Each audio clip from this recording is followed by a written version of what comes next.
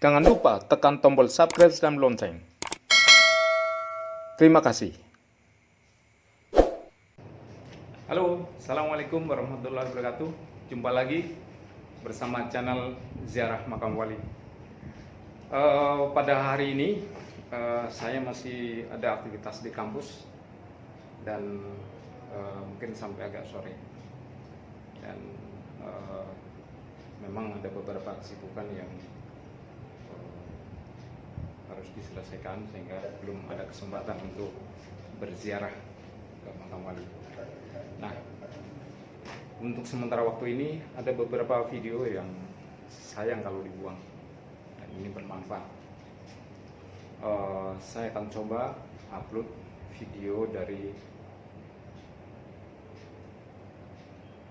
khotbah dari Bapak Dr. Hamzam Zulfa. Dr. Hamzam Zulfa itu beliau adalah mantan ketua Mahkamah Konstitusi. Nah, beliau pernah memberikan nasihat atau tausiah pada sebagai khotib sholat Idul Adha dan diselenggarakan oleh Forum Masjid Citra Indah City. Nah, karena itu mari kita simak bersama-sama. Sangat menarik temanya. Mari. محمد والحمد لله رب العالمين اللهم قو الإسلام من المسلمين والمسلمات والمؤمنين والمؤمنات الأحياء منهم والأموات ويسرهم على قمر الدين رب اختم لنا منك بالخير ويا خير الناصرين برحمتك يا أرحم الراحمين.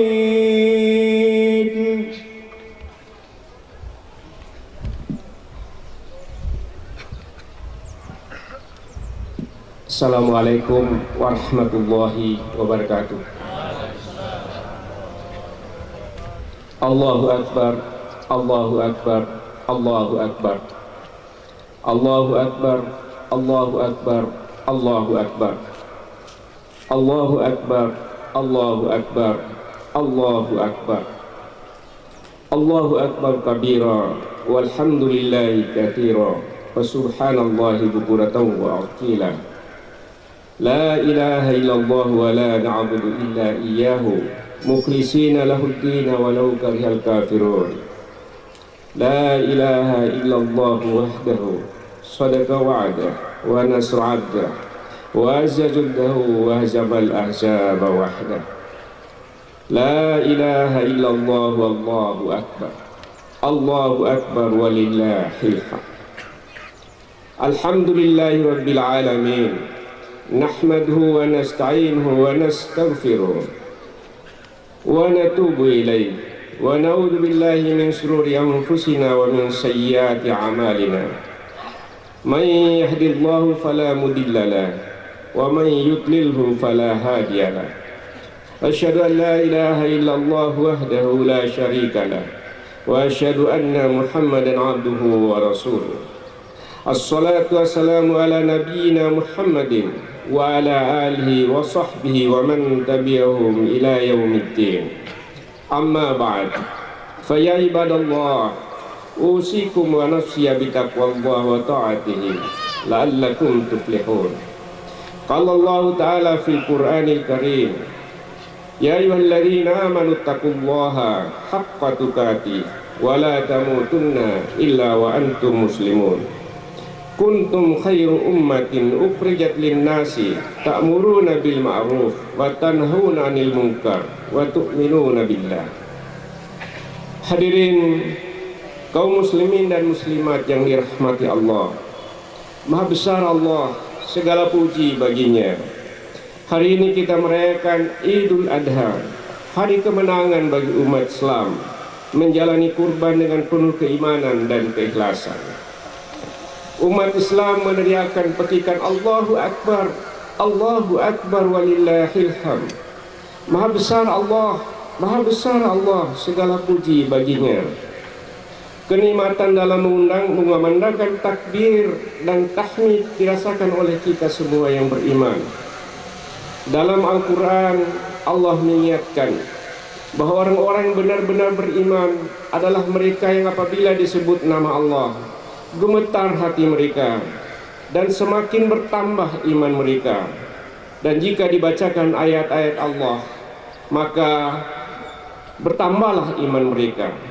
Allah berfirman, innamal mu'minuna alladzina idza dzukirallah wajilat qulubuhum wa idza tuliyat alaihim ayatuhu zadatuhum imanan wa ala rabbihim yatawakkalun.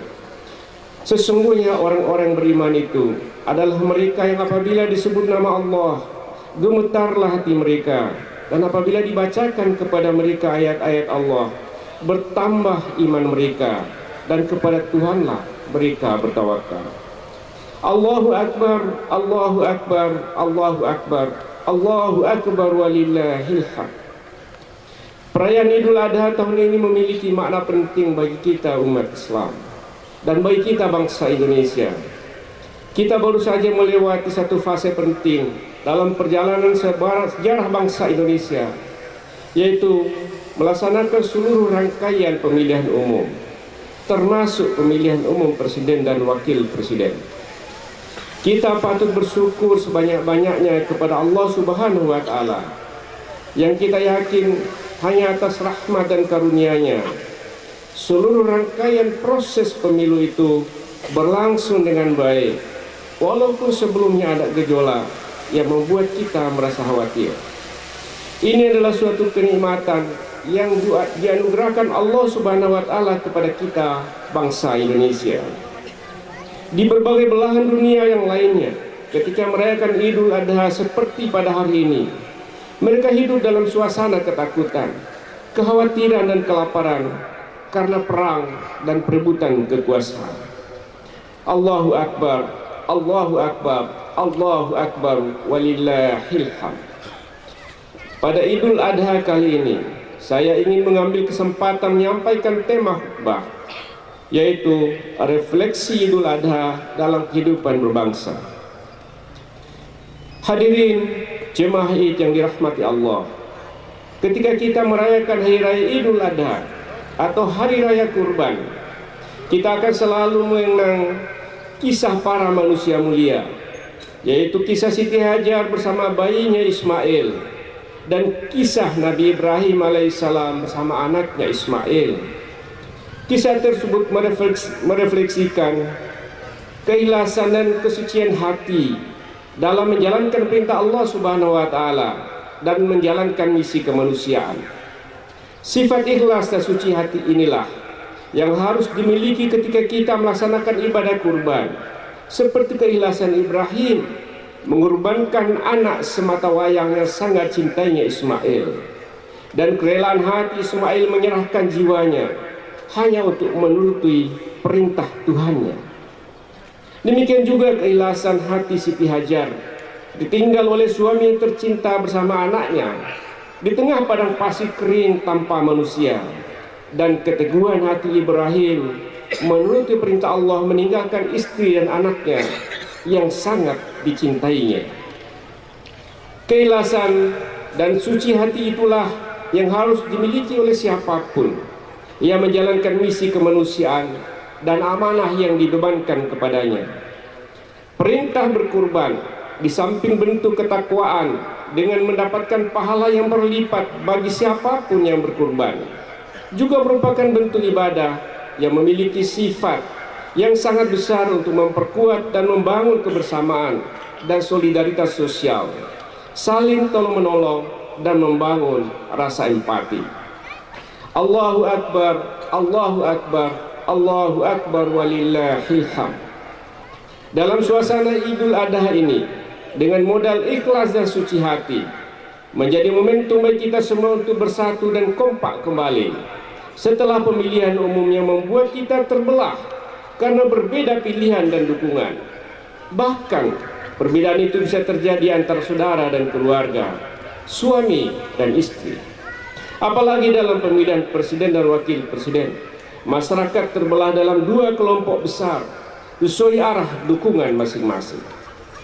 Mari kita pergunakan momentum Idul Adha ini untuk saling mengorbankan dan menyembelih rasa benci, rasa permusuhan, rasa perselisihan di antara kita karena perbedaan pilihan demi persaudaraan dan kebersamaan kita sebangsa dan setanah air.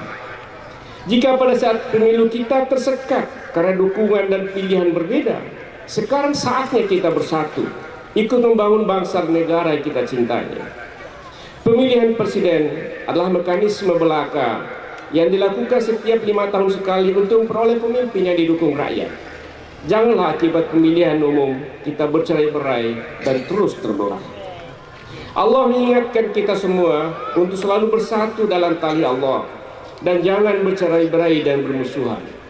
Allah berfirman, "Wa'tasimu bihablillahi jami'a wa la tafarraqu wa dzkuru ni'matallahi 'alaikum idh kuntum a'da'an fa'alafa baina qulubikum fa'asbahtum bini'amatihi ikhwana." Dan janganlah kamu semuanya dan berpeganglah kamu semuanya kepada tali Allah, dan janganlah kamu bercerai-berai, dan ingatlah akan nikmat Allah kepadamu ketika sebelumnya kalian bermusuh-musuhan, maka Allah mempersatukan hatimu. Allahu Akbar, Allahu Akbar, Allahu Akbar walillahil hamd. Pada kesempatan yang berbahagia ini, saya ingin mengingatkan kita semua bahwa keberhasilan kita bangsa Indonesia melewati proses pemilu, walaupun dengan pertarungan dan perbedaan yang sangat tajam, bahkan di antara kita sesama muslim, adalah merupakan salah satu sumbangan besar bagi umat Islam yang menjadi warga terbesar negeri ini bagi kemajuan Indonesia. Banyak orang asing dan pengamat politik dari berbagai negara yang tidak percaya akan suksesnya demokrasi di Indonesia karena mayoritas penduduknya muslim. Mereka berpikir bahwa Islam tidak cocok dengan demokrasi dan tidak akan bisa berdemokrasi seperti yang mereka bayangkan terjadi di negeri-negeri lain. Memang kita melihat di Timur Tengah yang hendak membangun demokrasi, tetapi ternyata hampir di seluruh negeri itu gagal menjalankan demokrasi. Negara Mesir, Irak, Libya, Suriah, begitu juga negara-negara Afrika lainnya, hampir semuanya gagal membangun demokrasi. Bahkan banyak di antara negeri itu justru jatuh dalam kekacauan dan perpecahan yang sangat mengerikan. Kita sekali lagi sangat bersyukur kepada Allah Subhanahu wa Ta'ala. Indonesia telah melalui dan menjalani proses demokrasi dengan baik dan sukses sampai pada saat ini. Kaum muslimin dan muslimat yang dirahmati Allah, tidak ada perintah Allah dalam Al-Quran untuk membentuk negara, pemerintahan maupun kekuasaan. Tetapi para fuqaha telah beristihad bahwa walaupun Allah tidak merintahkan untuk membentuk negara, pemerintahan atau kekuasaan, tetapi keberadaan sebuah pemerintahan dan kekuasaan menjadi sebuah kemestian. Karena hanya dengan pemerintahan dan kekuasaan itulah hukum-hukum Allah dapat efektif ditegakkan. Allah berfirman dalam Al-Quran, "Ya ayyuhalladzina amanu atiiullaha wa atiiur rasul wa ulil amri minkum fa in tanaza'tum fi syai'in faruddu ila Allahi war rasul." Hai orang-orang beriman, taatlah kepada Allah dan taatlah kepada Rasul dan ulil amri di antara kalian. Dalam ayat tersebut terkandung kata ulil amri yang berarti penguasa atau pemerintah, yaitu mengharuskan kita semua taat kepada Allah, taat kepada Rasulnya, dan taat kepada pemerintahan. Demikian juga Allah dan Rasulnya tidak secara spesifik menentukan sistem pemerintahan apa yang harus dijalankan oleh umatnya, tetapi Allah dan Rasulnya hanya menggariskan, aturlah urusan duniamu, sesungguhnya engkau lebih tahu urusan duniamu. Wa antum a'lamu bi umuri dunyaku. Dalam menyelenggarakan pemerintahan atau kekuasaan, Allah hanya mengingatkan dalam surat Ali Imran ayat 159. Bismillahirrahmanirrahim. Wa syawirhum fil amri fa idza azamta fatawakkal 'ala Allah. Innallaha yuhibbul mutawakkalin. Dan bermusyawarahlah dengan mereka dalam urusan itu. Kemudian apabila kamu telah membulatkan tekad, maka bertawakallah kepada Allah. Sesungguhnya Allah menyukai orang-orang yang bertawakal. Allahu Akbar, Allahu Akbar, walillahil hamd. Pada awal pertumbuhannya, demokrasi dimaknai sebagai pemerintahan yang berdasarkan kehendak bebas dari rakyat.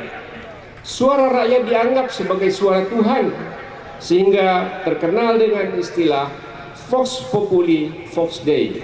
Suara rakyat adalah suara Tuhan. Karena itu apapun kehendak rakyat tanpa batasan apapun harus diikuti dan menjadi aturan kehidupan bernegara. Berdasarkan prinsip demokrasi demikian, banyak dari kalangan Islam yang menolak demokrasi karena dikhawatirkan kemauan rakyat itu dapat bertentangan dengan ajaran dan perintah Allah serta Rasulnya dalam Al-Quran, Al-Karim, dan As-Sunnah. Hadirin jemaah yang dimuliakan Allah, model demokrasi sekarang ini sudah berubah. Tidak lagi dalam makna yang klasik, yaitu ada kebebasan mutlak dari rakyat. Demokrasi ada batas dan aturannya. Ada hal-hal yang tidak bisa dilanggar. Itulah yang disebut dengan demokrasi konstitusional atau demokrasi berdasarkan hukum dan konstitusi. Norma hukum dan konstitusi membatasi kebebasan berdemokrasi, membatasi kebebasan mutlak dari rakyat. Indonesia yang kita cintai bersama adalah negara demokrasi yang berdasarkan hukum dan konstitusi.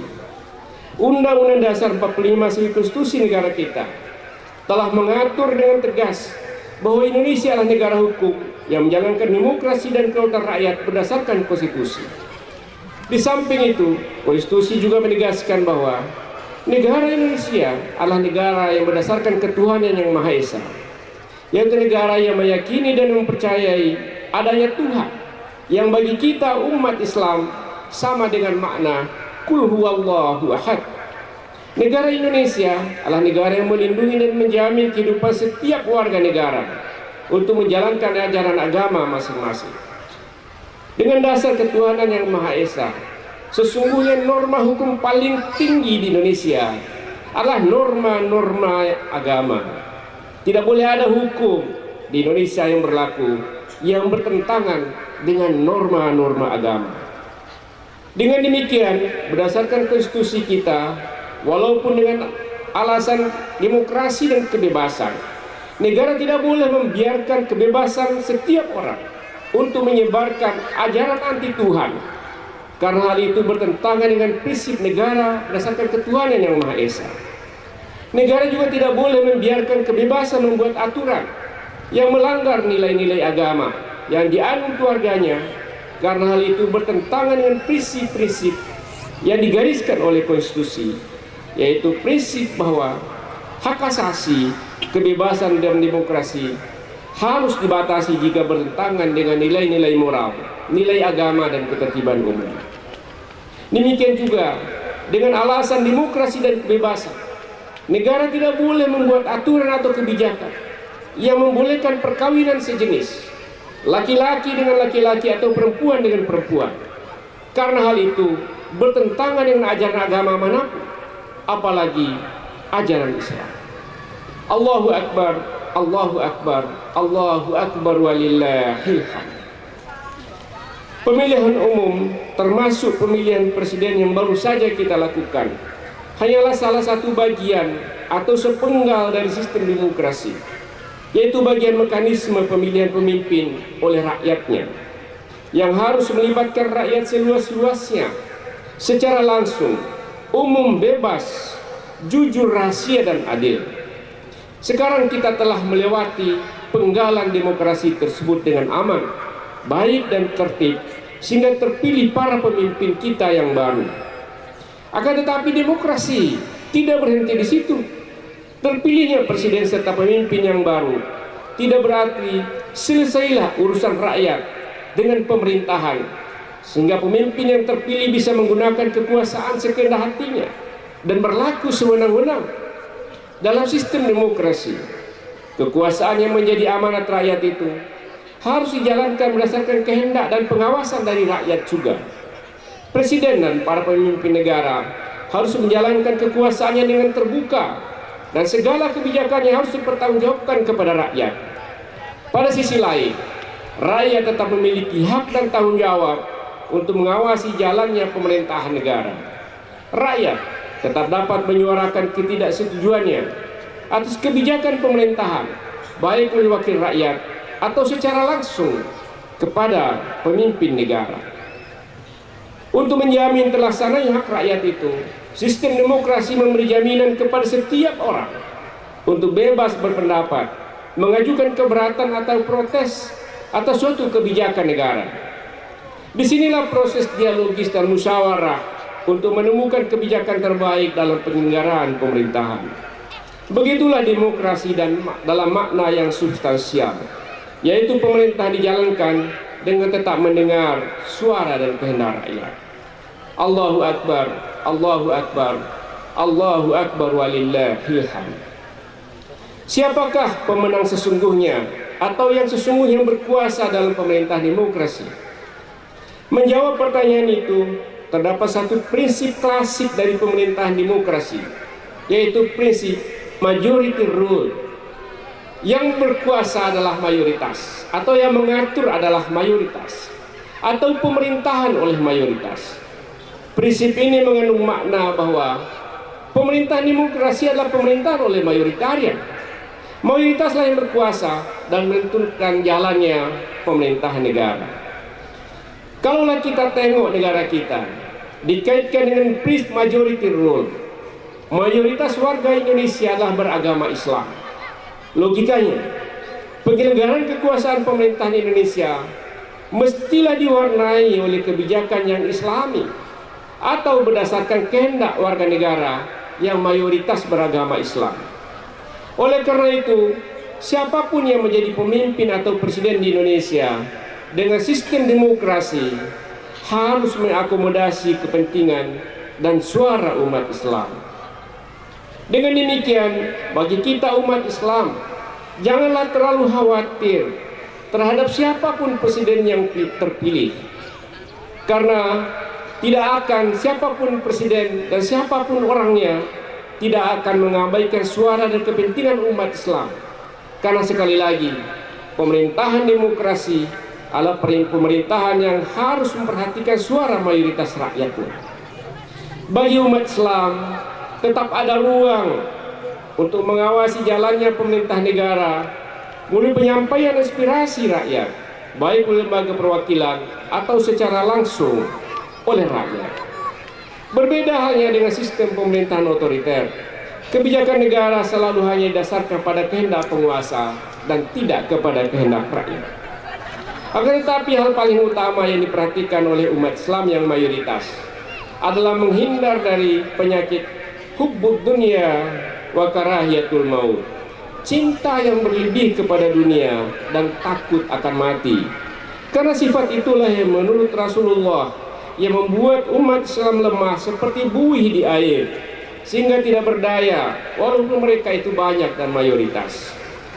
Allahu Akbar, Allahu Akbar, Allahu Akbar walillahil hamd. Walaupun demikian, saudara yang cintai Allah, majority rule dalam pemerintahan demokrasi tidaklah segala-galanya.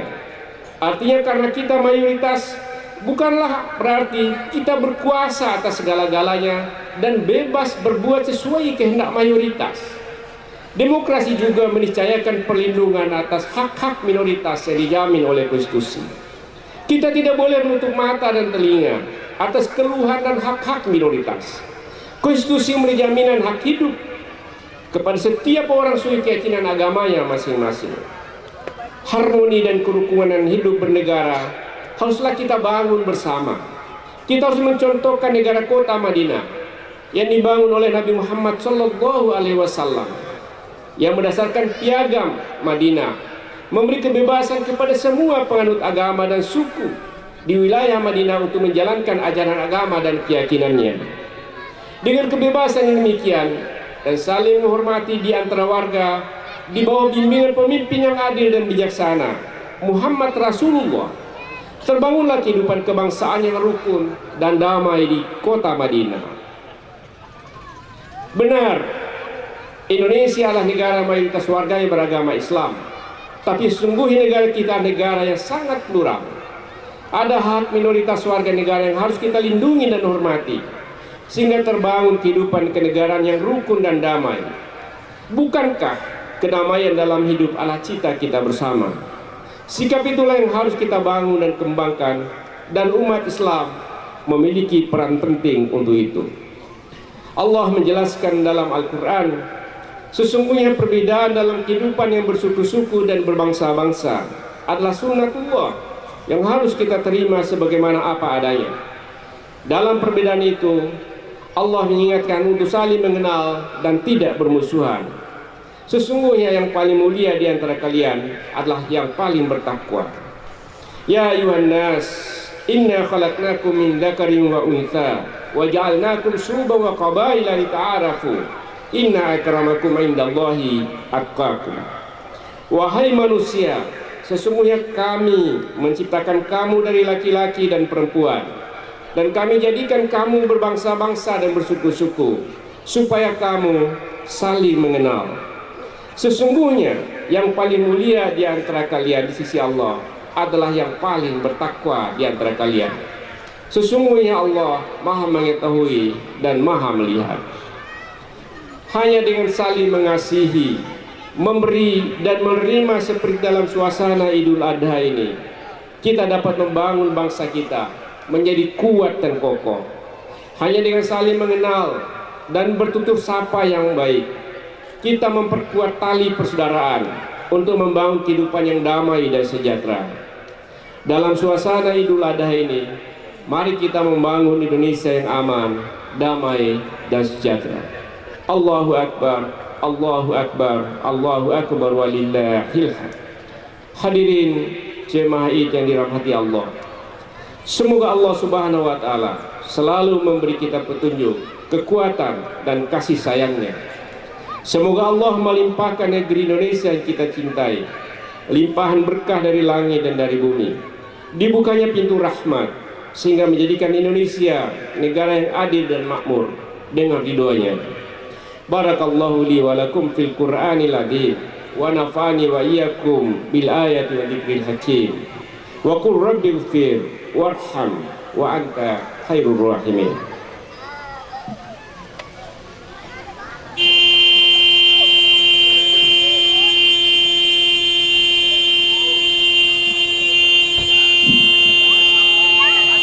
Alhamdulillahilladzi amarna bittihadi wal ihtisam wa bihablillahil matin.